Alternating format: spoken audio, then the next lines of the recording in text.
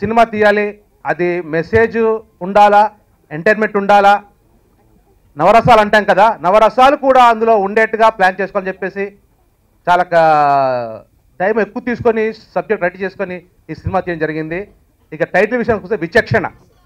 మా సినిమా ప్రారంభమే ఒక దంపతులు ఆపదల్లో ఉంటే హీరో ఎలా విచక్షణతో ప్రవర్తించి వాళ్ళని కాపాడాడు అన్న దీంతోనే విషయం సినిమా స్టార్ట్ అవుతుంది.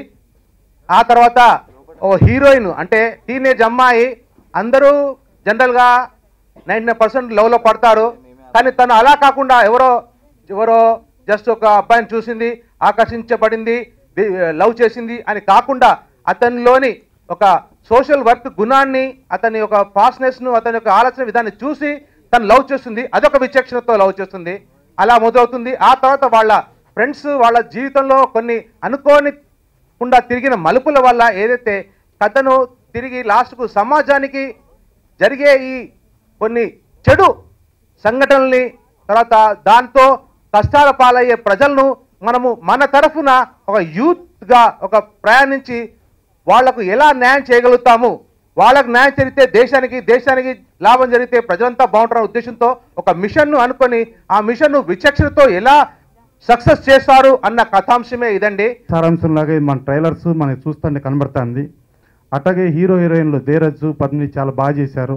డైరెక్టర్ చాలా అద్భుతంగా చేశారు.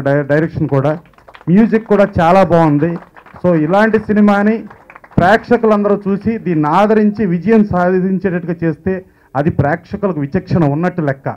సో అలా విచక్షణను ఉపయోగించి ఇది అద్భుతమైన విజయం సాధించాలని మనస్ఫూర్తి కోరుకుంటూ సెలవు తీసుకుంటాం. చూస్తుంటే ఖచ్చితంగా ఒక మంచి స్థానంలోకి వెళ్ళటం ఖాయం.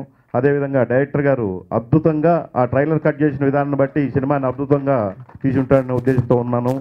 ఈ సినిమా అద్భుత విజయం సాధించాలని మనస్ఫూర్తిగా కోరుకుంటున్నాను. Thank you. I'm very happy that I work with Dheeraj and Padmini and Deepak Garu.